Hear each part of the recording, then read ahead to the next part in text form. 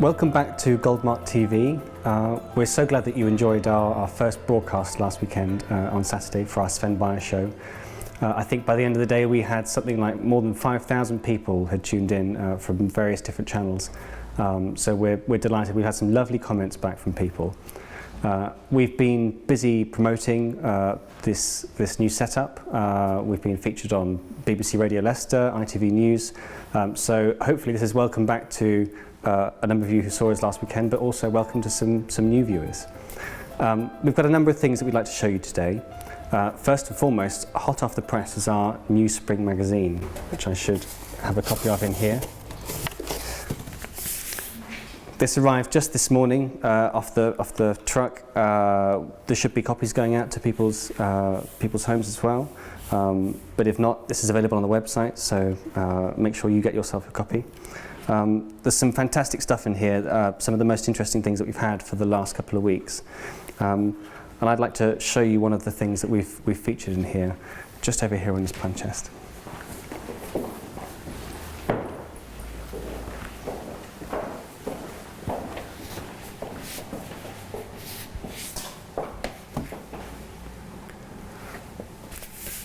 So this is our new spring magazine.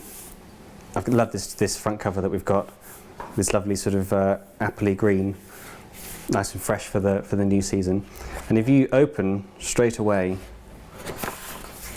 here on our contents page, we've got this wonderful picture of umbrellas here. And this is from a suite called La Vie by Fernand Léger, which we're going to feature today.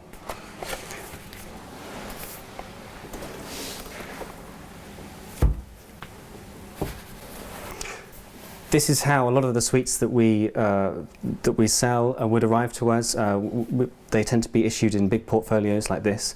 So they've got these wonderful big title pages. 1959 this was produced.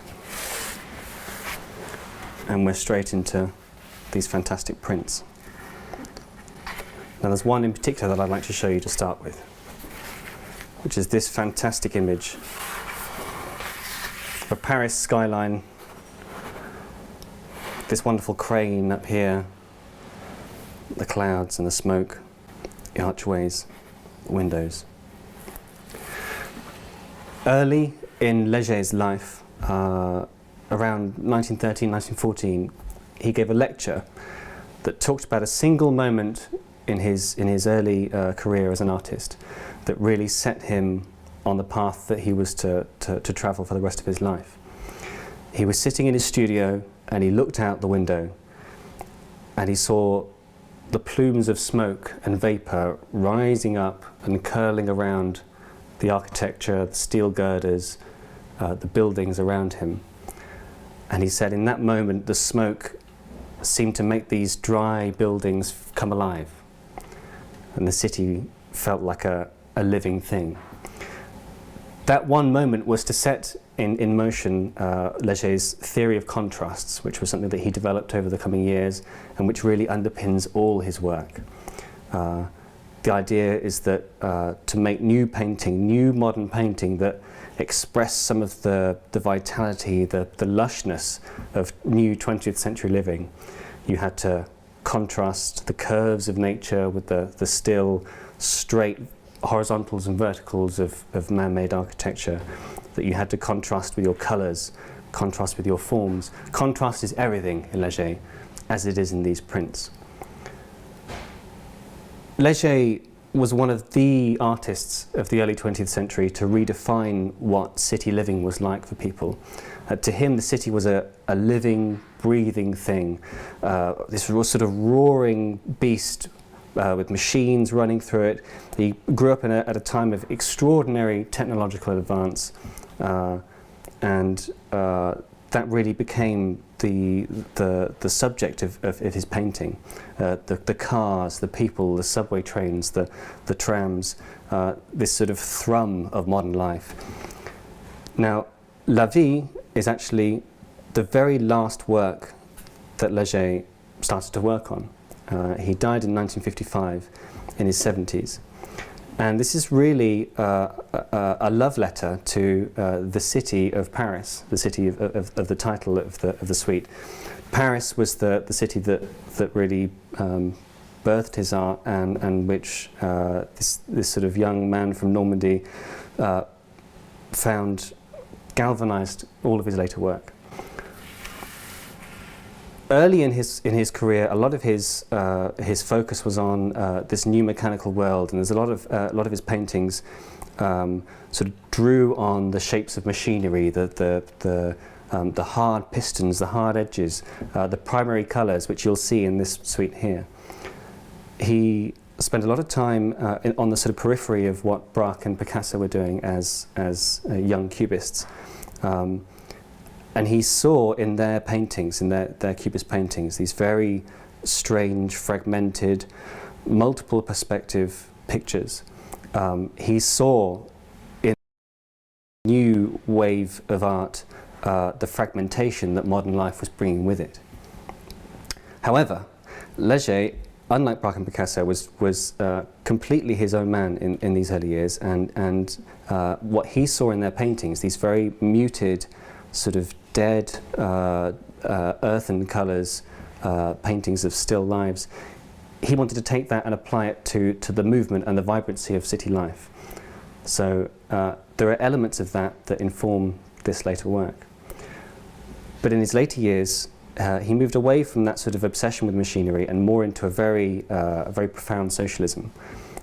So really, La Vie, this suite that we're going to look at here, is a wonderful examination of life, of labour and leisure, of people living in a city, and how those two elements, the human aspect, the human lives, the daily buzz of everyday urban life, and the architecture around it, go together. He was a trained architectural draftsman, and his sense of space you'll see in these prints as we go through. So here's a fantastic image of Paris, and you can see that kind of the idea of the clouds, the plumes of smoke curling around and embracing, sort of caressing the buildings around it. That very first idea, right here in this last print. In many ways, this print suite is a kind of homage to both to the city and to the ideas that really set him on his way. Got two fantastic dock workers in this lovely print here.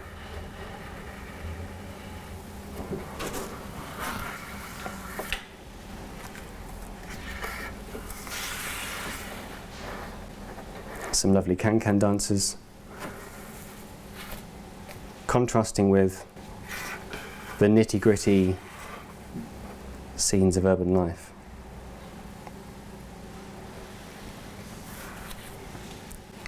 And in here as well, we'll see a lot of the landmarks that marked his young career as an artist. So here we've got Montparnasse, a very lively artist quarter in Paris, where a lot of the artists of his generation would have been working. Here are the fantastic clocks of Gare d'Orsay. So you can see that interest in mechanical movement and shape, and the sort of the wonderful abstract shapes that you get in machinery, still fascinating him to this day.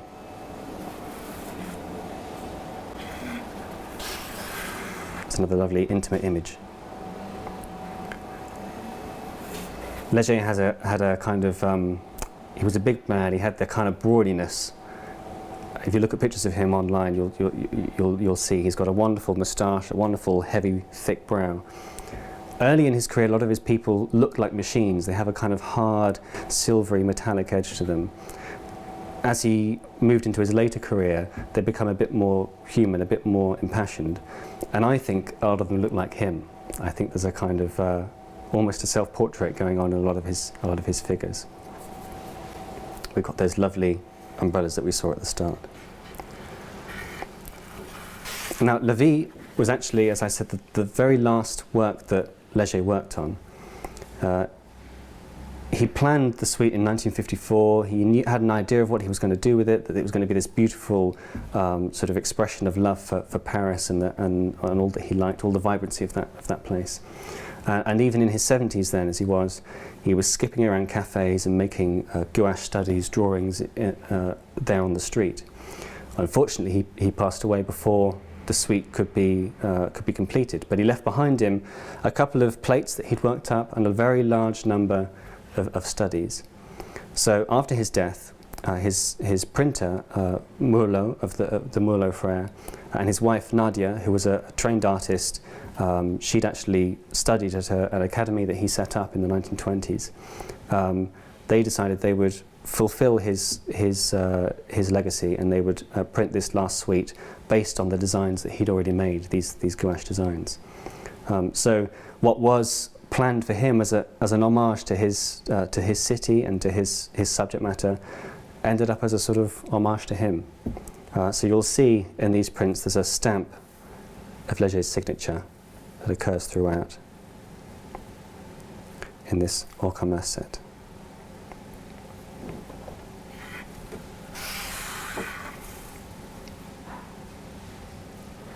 One of the other major suites of Léger's life, late in his life, in 1948 I think, was Cirque. And that was an exploration, a sort of expression of a fascination with the circus, which delighted him throughout his life. And there's elements of that in here as well. You'll see the dancers. There are even images of people moving through the city as if the buildings were the same size as them, as if it were a sort of giant playground. A wonderful pair of figures standing on the opera house. People come alive in this last suite. The city sort of swells with life and colour.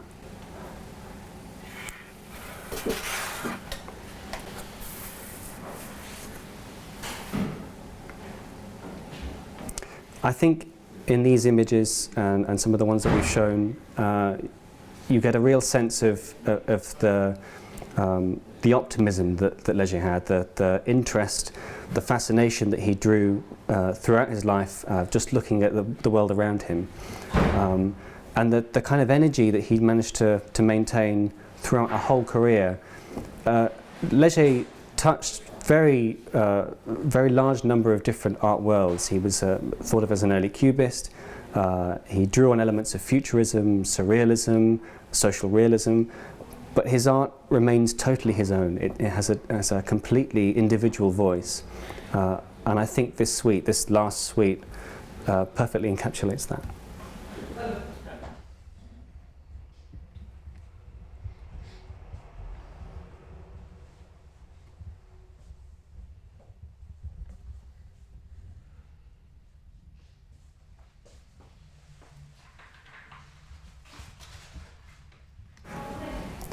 While we're here at these plan chests, which is where a lot of the magic happens here at Goldmark, and while we're seeing spring emerging and these beautiful colours starting to come out, I'd like to show you the watercolours of Rigby Graham, who's a gallery artist that we represent. Down here,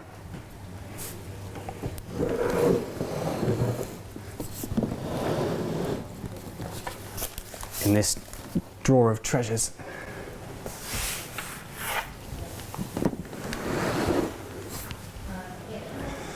we've got some fantastic watercolours. Rigby Graham and Mike Goldmark had a long relationship, an often turbulent relationship, but one that saw many fantastic projects together, and really a lifelong friendship. Graham was a wonderful painter, an irascible character, just to say the least. But he brought to landscape, to British landscape, and to the places abroad that he painted in, Malta, Croatia, Berlin, all across Europe really. He brought to it a real a fresh flavour and an unwavering eye. There is nothing that's left out, there's nothing that's beautified in a Rigby Graham painting. All the detritus of human experience and human imposition on the landscape is there, and we'll see that as we go through some of these paintings. I've got a mixture here of paintings that Rig made in the UK and in Malta, which is another place that he visited frequently. I think these watercolours, really, you have to see them up close, you have to get a feel for these colours. Watercolour painting, especially in this country, and especially in landscapes, there tends to be a bit more water than there is colour. In Rigby Graham's paintings, you couldn't say the same. There's a real total vibrancy to what he does. And he would often sit as far into the hedgerow, into the thick of the view that he wanted to see as he possibly could. You'll see photographs of him in the midst of thistles and thickets and prickly pears spiking into him, dragging on his clothes. The wind whipping at his face, dribbling onto the paintings. A lot of the runs on the paintings have nothing to do with what Rig's done. It's the fact that he's been sat out there on the seashore and the wind's been lashing away at what he's doing. But really, that's what his paintings are about. They're a record of that time and that place and that experience.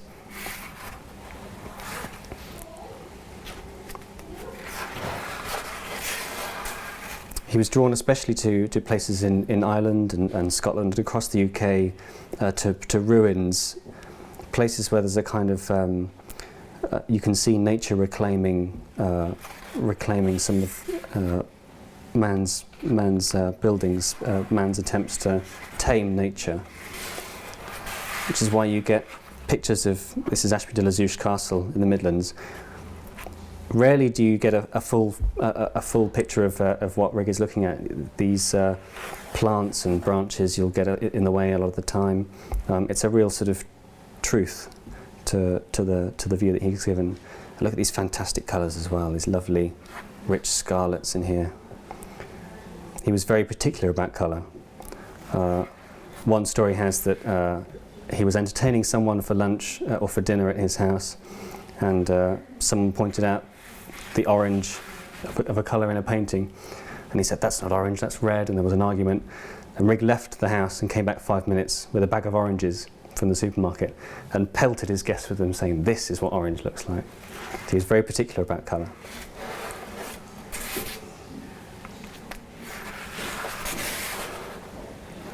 Love the brooding sky in this.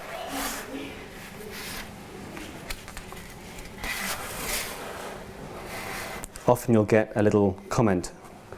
Here we've got very strong wind. This is in 2009, Magpie Mine. So they really are records of a particular time that he was painting it.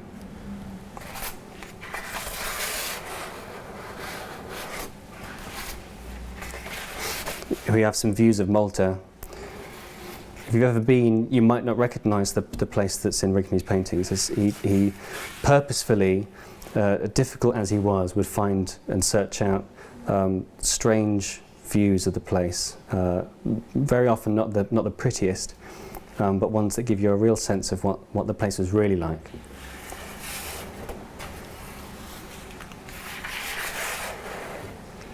There's wonderful prickly pears, look.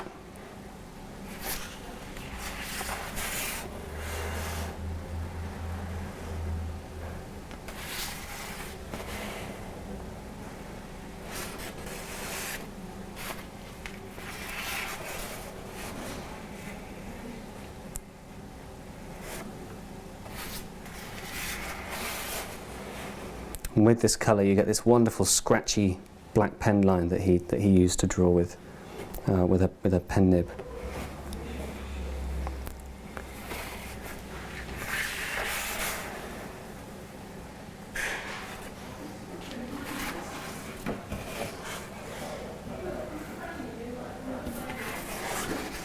I love the pink in this picture.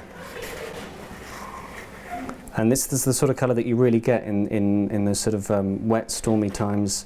The grey road is never just grey, it's reflecting all kinds of colours, and that's what Rig was tuning into.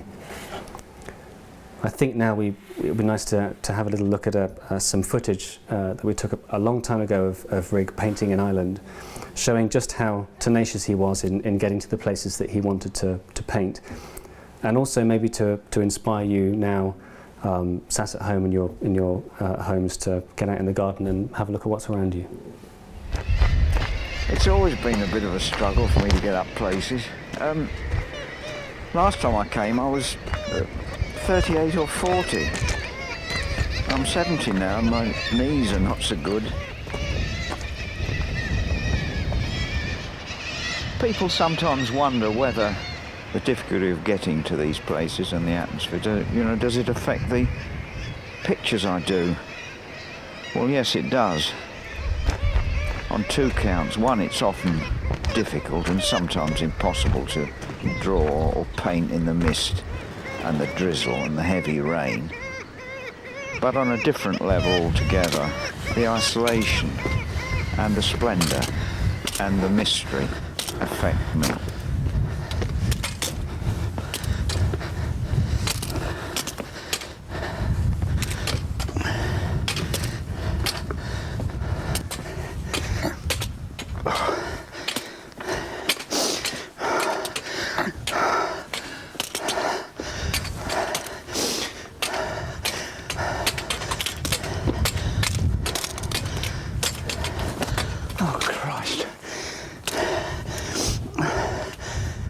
There is a frisson. The hairs on the back of your neck rise up. It causes an almost primitive response, partly wonder, partly fear, partly humility at the power of natural forces or the effect of the myths and tales and truths of the spiritual side of things.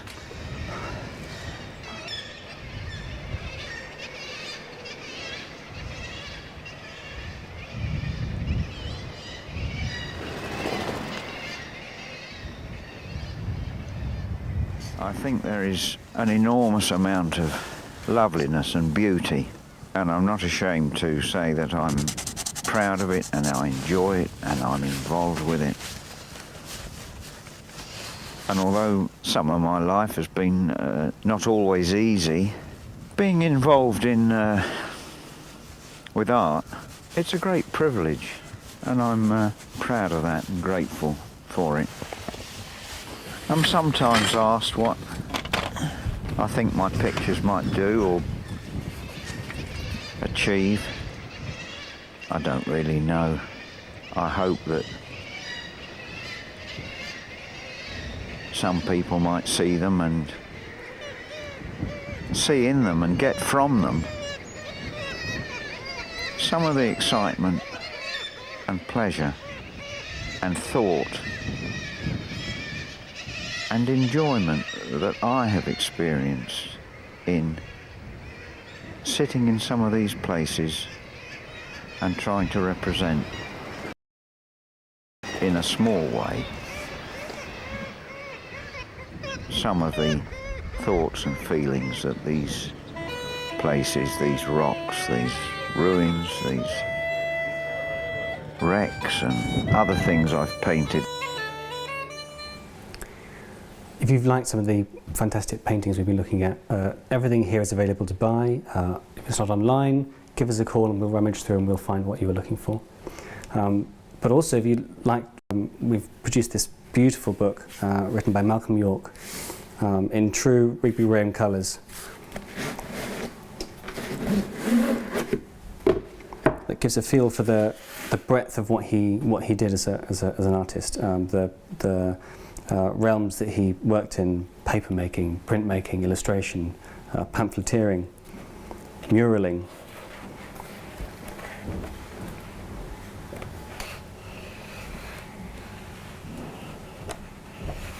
This is beautifully illustrated throughout, and it gives a feel for the kind of the many influences that he was synthesizing, but also the fantastic places that he went to, and his wonderful sense of humour.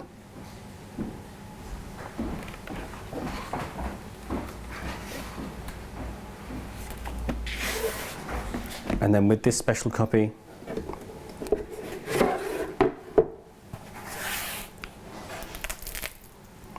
a portfolio with copies of our film that tracked, you saw some footage of just now, of Rigby working through Ireland, painting on the beaches from Skellig Michael. and some fantastic prints in the back.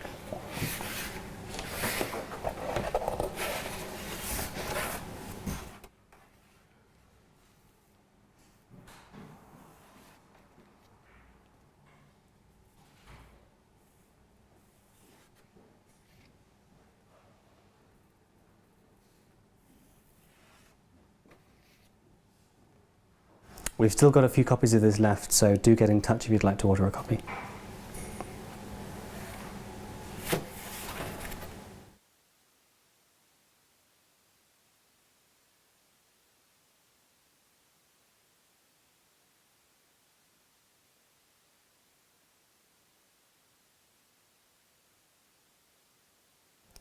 We looked at those lovely prints by Léger earlier, and I'd like to show you some fantastic prints by another of the greats of the 20th century. Let's go and have a look.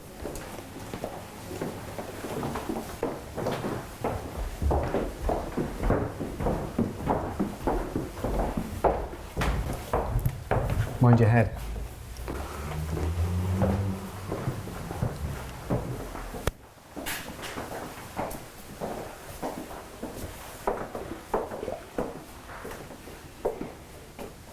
These are Picasso's late lino cuts.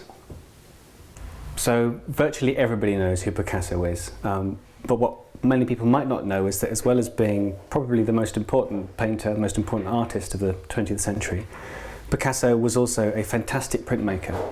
And in the many mediums that he took on, he virtually revolutionized what you could do in print. His prints are a lot of them eminently affordable. It might come as some surprise that you can have a Picasso on your wall, but here's the reality. Of the many prints that he made, I think these lino cuts are probably my favourite, which is why I wanted to show them to you today. These are some of the later prints that Picasso made. These were made between sort of 1958 and 1962. And in 1958, something important happened in Picasso's life. He bought a new house. This was the Chateau Vauvenargues in Provence, at the foot of the mountain, the Sainte-Victoire mountain, which is a very famous mountain that had been painted by Cézanne a number of times, and Picasso liked the idea that he now owned the mountain. This was an old castle, an old French castle, and his dealer came to visit just after he'd bought the house, and they were walking around, and it was cold, and it was wet, and the stucco walls were peeling, and everything was run down. And his dealer said to him, isn't it a bit sad? And Picasso said, I'm a Spaniard, I like sadness. And the dealer said, well, isn't it a bit big? And Picasso said, I will fill it. And fill it he did. He planted his sculptures around the garden, which he supposedly urinated on to make the patina nicer. He painted the walls, he muraled the place, he painted the furniture. He imposed himself completely on this new place, and it became a fantastic place of solace for him. And in the biggest room, his studio, he set up 2 giant lamps, and he changed this room that got the most light so that it sort of replicated the hot, severe sun of Spain. These lino cuts were a lot of them designed when he was at this house, and a lot of them have that flavour of Spain, that flavour of wildness and severity and kind of vigour that he was sort of searching for in these last years of his life, when he was sort of in ill health a lot of the time and feeling a little impotent. The subject matter is much the same. There's a range of topics that he takes on. These fantastic images of the bullfight. He was a lifelong fan of matadors. These lovely scenes of sort of the bacchanalia, people dancing. You've got guitar players, reclining nudes. There's a kind of there's a feeling of sort of wildness and rebellion and reveling in prints. Lino cutting is a strange medium. It was sort of discovered quite early in the 20th century that you could cut into linoleum, and which is the sort of linoleum that you get in your kitchen on the floor, and you could make a print in much the same way that you would a woodcut. So you cut away what you don't want, and the image that's left in relief becomes what's printed on the paper. Now, lino is slightly different to wood. because it's sort of mixture of gum and resin and bits, it hasn't got a natural grain, so you can really cut it any way you like. It doesn't bite against you in the same way that wood does. So it gives you a huge amount of freedom.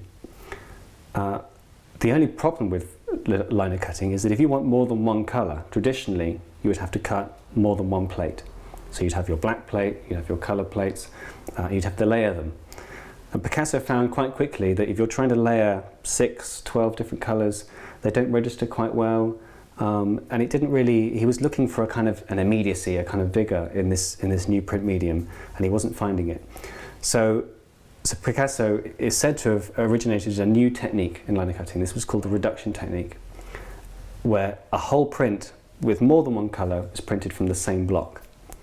So he would print it first, he would nail or fix his lino block to a piece of wood, print his black, cut, print the next colour, cut, until he was finished. This made it a lot easier, a lot quicker to make a lino cut, but it also made it a lot more risky, because if you make a mistake, that lino you can't put back. And once you've cut down to the final colour, the plate is gone. You've cut away. You can't go back. You can't make any changes to the edition. So really, it suited this kind of high wire feeling that Picasso had for art. This kind of do or be damned approach that he had, and that's reflected in the imagery in these prints as well. At the time, he'd just met a new woman in his life, Jacqueline Roche, and really there's a kind of frustration, a kind of pent-up sexual frustration in a lot of these prints, these sort of thrusting picadors, these very sort of masculine, virile boars. It's kind of brimming with an energy that he'd had pent up in him, and which this new house and these new prints let him kind of unleash. But I think they're just sort of fantastically joyful prints. I love the colours in these Bacchanalian scenes. This beautiful deep green, much like the green that you'd see on the paintings of the mountain that he was living at now in Cezanne, and this fantastic rich blue.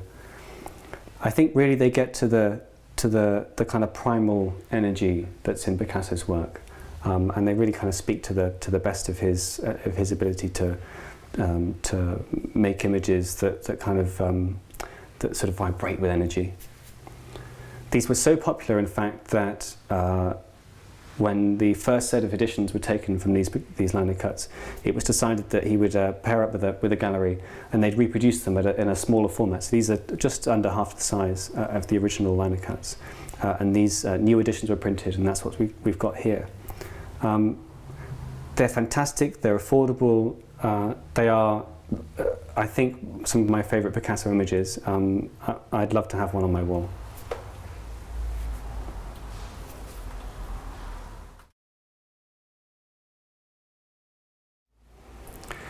And for you pot lovers out there, I know there are a lot of you who've joined us. You've been very patient, so we're going to have a look at some Phil Rogers pots now. Let's go upstairs.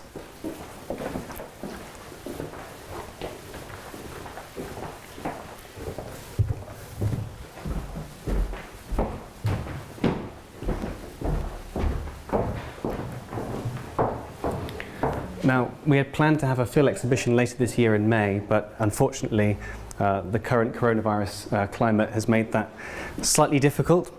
We're still planning to do something, but for now I'm going to give you a little introduction to Phil's pots upstairs.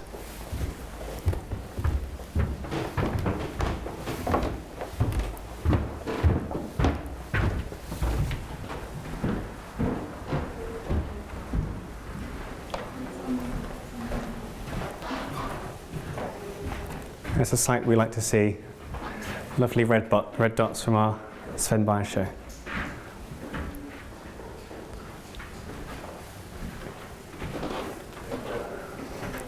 So I've put together just a very small selection of Phil's pots here.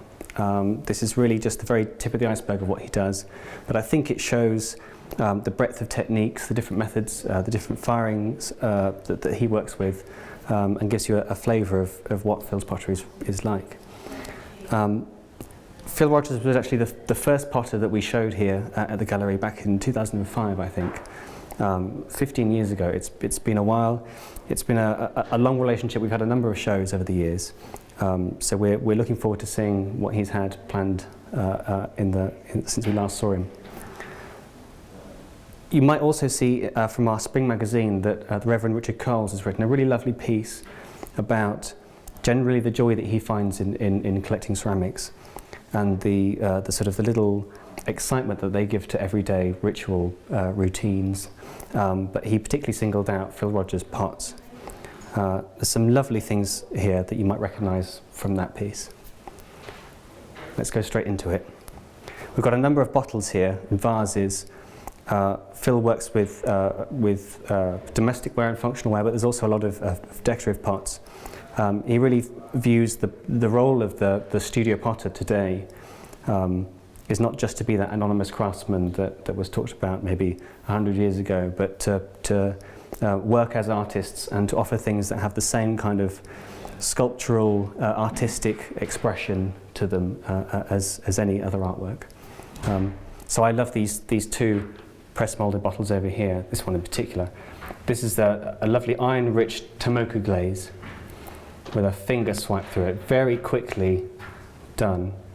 It's got a beautiful sort of freedom to the gesture. A lot of Phil's work is influenced by Bernard Leach and by Shoji Hamada, the two potters who really sort of set studio pottery going again in the early 20th century. And you can sort of see that in Phil's approach to decoration. It's very quick, it's very sort of gestural, full of vitality. It's not thought over, it's not done with the tongue between the teeth, as he likes to say. So I love a bold, sort of rectangular face like that, just sort of enlivened by a lovely mark like this. On this one over here, we've got wax resist decoration. It's a completely different technique, very reminiscent of Hamada, with this lovely, I think this is maybe a khaki glaze over here, with this lovely sort of wheat sheaf style decoration, which you can see on each face of the pot. Very quickly done, very spontaneously done. There's nothing pretentious about it.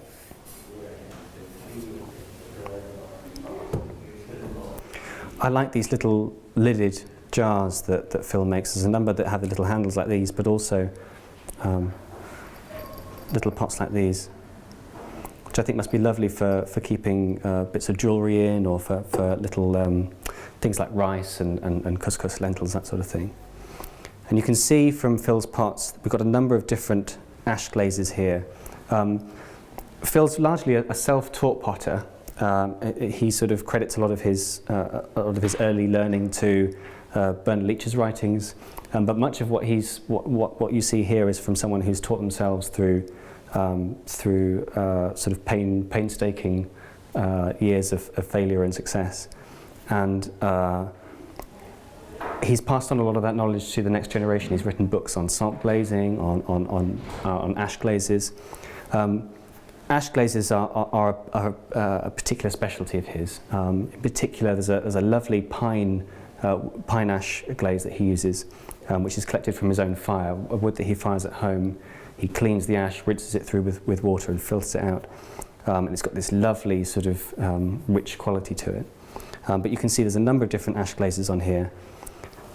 Phil has a sort of philosophy of not having straight lines on pots. So if you see in something like this jar here, or even better, on this little Yonomi, lines that go around the pot, he likes to sort of give them a bit of movement, give them a bit of a jaunt, so that there's not the sort of uniformity to it. But what that means for a lovely runny ash glaze like that on here is that you get the catching in these, on the lips of these different lines. So you get a lovely contrast between this sort of lighter olives and sage colours and this lovely rich dark colour across here. It's almost like sort of coloured glass. And another thing to say about Phil's Yonomis is are that he's a really big man. He's got big hands, and yet he's able to throw small pots with a kind of delicacy. This doesn't feel sort of over large in my hand. I feel like I could drink from it comfortably, even though he's quite a bit bigger than me. Phil lives near Rheda in mid Wales. He's got a lovely property just off the bank of the River Wye. And I think a lot of his pottery has sort of moved past the influences of Hamada and Leach and the sort of German salt glaze, all the different things, the different influences that he talks about. I think it's moved past that, and it's sort of culminated in pottery that really reflects where he lives and the countryside that he's in. The colours, the movement of the water and the trees, it has that kind of seasonal sort of ritual feel to it. One of the things that Phil has been working on for a number of years now is his own bunchong or punchong pottery. So we've got two examples here, this lovely bowl here and this bowl down here. He's lived and worked in Korea, and his wife is also Korean, so Korean pottery has long influenced his work. Punchong, as I think I said on a previous broadcast, it really boils down to three separate elements.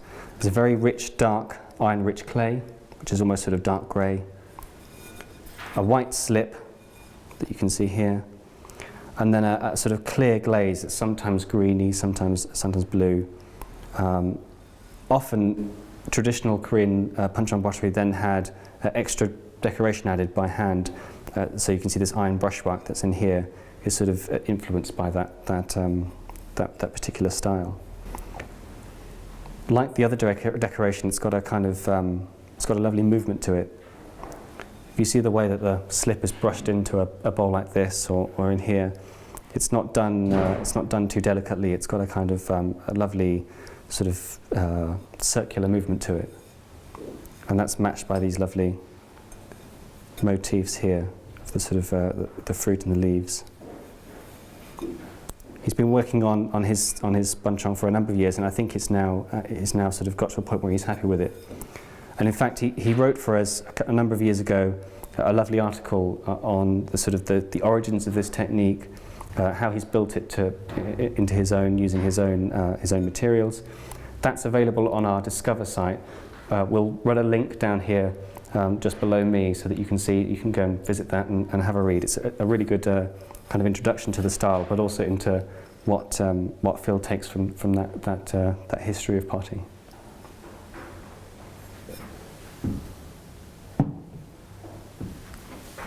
And then I think we'll leave you with these two jugs that are over here. This featured in our spring magazine. You've got this lovely raw clay. It's been wood-fired. So Phil has a number of kilns. He has, I think, a salt kiln, an oil or a gas kiln, and a wood-firing kiln. The wood-firing kiln was built, I think, in 2008. And he feels like he's coming up to maybe the end of his journey with wood firing. It's incredibly taxing for him. The amount of wood, the stresses of the firings, the kind of the misbehaviours of the kiln kind of take their toll, I think. But the results that he's managed to get have been fantastic. Often the clay that he uses for his wood-fired pots is based on a shigaraki clay in Japan. It's got this wonderful rough texture to it. You can get these little sort of globules of what I think are minerals in the clay. It's got a lovely consistency to it, which he's developed by looking at shigaraki clays and the clays that are available to him here. I think these jugs are beautiful. These sort of tall medieval style jugs with these added pellets here. This one really shows off what happens in a wood firing. You've got two completely different faces. One very heavily sort of blushed and the other less so. I'd like to show you a clip from when we filmed Phil, I think 4 or 5 years ago at his studio, throwing even taller jugs than these, showing you exactly the process that he goes through and some of the philosophy behind these particular jugs that he likes to throw and that he feels have a place in a modern home.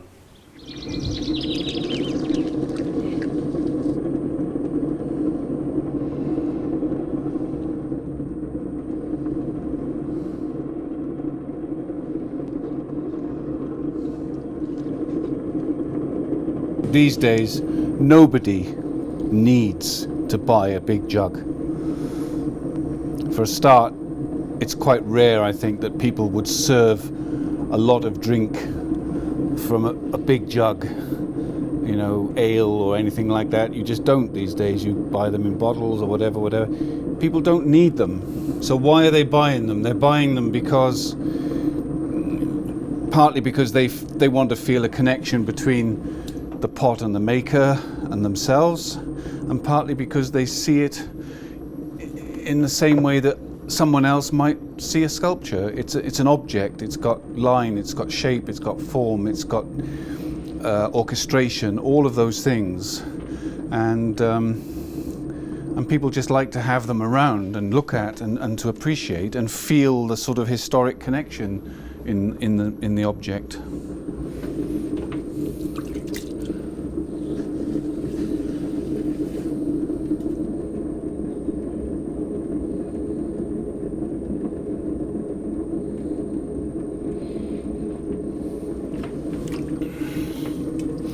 One thing you don't need with a jug is for it to be heavy for its size, because by the time it's filled with liquid, nobody's going to be able to pick it up.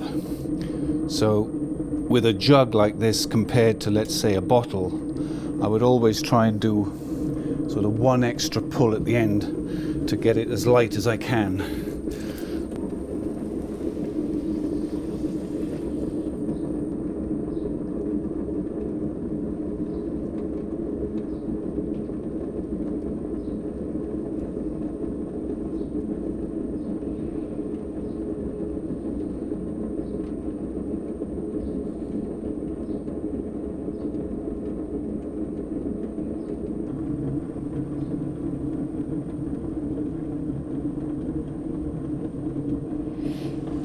I tend to use a bank card for as my rib.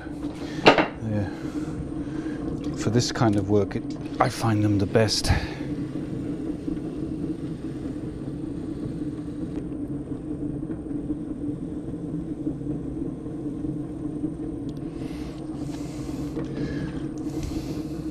It's often the case with pots, particularly bigger pots. I find that the refining of the shape takes longer than the pulling up of the mass, so that you get the height, and then getting the shape right and refining the shape and getting it exactly as you want it takes longer than the actual throwing. Of course, with pots this size, jugs this size, I mean, the wall of the pot now is really quite thin, because I don't want that extra weight because it's a jug. So of course that makes it even trickier to get the shape just right. It's quite delicate.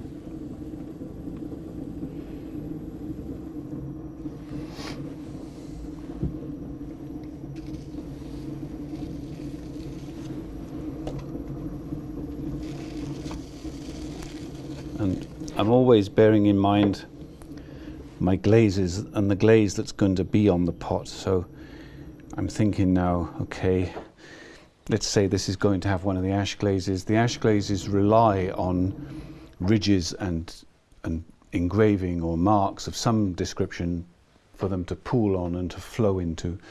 So I'm just putting a little bit of a concave profile into that rim here, so that the ash glaze will sit on that ledge there and create a slightly different texture and a different colour.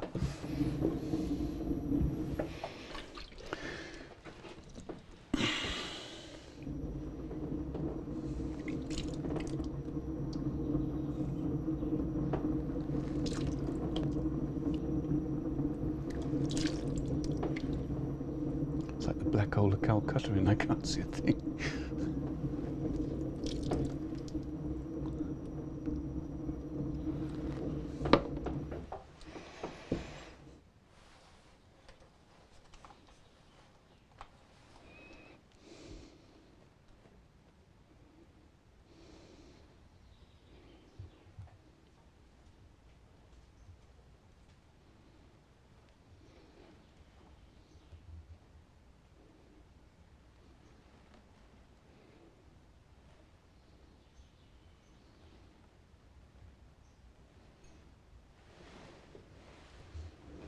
Then I'll turn it away from me and just gently hold it and bring it back up like that.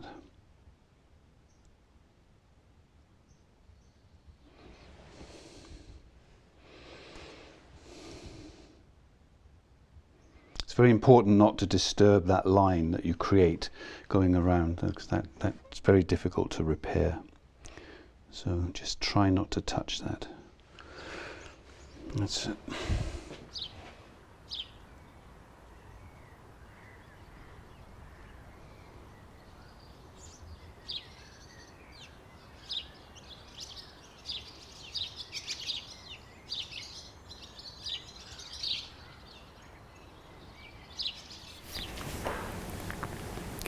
Well, I hope you've enjoyed today's broadcast. We're going to try and keep you regularly up to date with our films here at the gallery. We're going to be going out on Mondays, Wednesdays, Fridays and Sundays at 4 o'clock in the afternoon, that's GMT. In the meantime, there's lots of fantastic stuff in our spring magazine. We're going to be featuring more of the things that are in here in future broadcasts, but do pick up a copy if you can. This is available online, and also if you want to give us a call, we can get a copy to you. I look forward to seeing you again soon. It's a very strange time to be living in. It's nice to find some kind of routine in these live streams, and you can keep track of my worsening haircut over the next few months. So we look forward to seeing you again soon.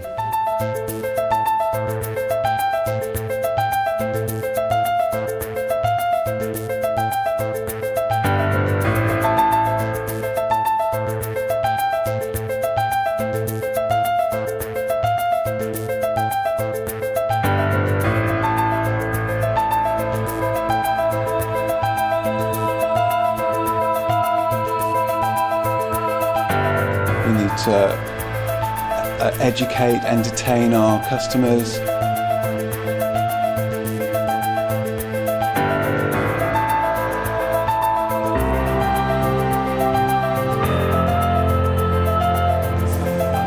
Okay, so now we're going to look at some other of his prints. I'm thinking very seriously about stopping making pots. There's nothing forced, and I think his jogs are really the epitome of that. Hello, welcome to today's broadcast from the Goldmark Gallery. One of my most regular places to visit up in this part of the world is the Goldmark Gallery.